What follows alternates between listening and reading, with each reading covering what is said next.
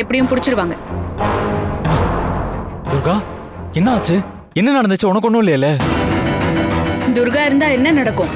அதுதான் நடந்துச்சு. என்ன மேடம் சொல்றீங்க? இல்ல, உன் வீர தீரத்தை பத்தி பெருமையா சொன்னேன். நீ அடிச்ச அடியில அவனுங்களுக்கு உடம்பு முழுக்க பிராக்சர் ஆயிருக்கும்.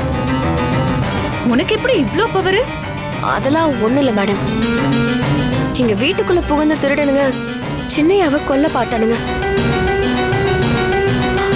அப்போ எனக்குள்ள எப்படி ஒரு சக்தி வந்துச்சோ அதே மாதிரிதான் சத்யாக்காவ கொல்ல வந்தவனுங்களை அடிச்சேன். என்னையே அறியாமலேயே ஒரு பெரிய சக்தியும் வந்துச்சு. இப்போ நினைச்சு பார்த்தா நானா அவங்கள அடிச்சேன்னு எனக்கு இருக்கு. இப்படிதான் ஒவ்வொரு கொலையும் பண்ணிட்டு நல்லவன் மாதிரி நடிச்சிட்டு இருக்க. ஆனா நீ பண்ண கொலையெல்லாம் சேர்த்து ஒரு நாள் நீ மாட்டதான் போற. நாங்க இத்தனை பேர் இருந்தோம்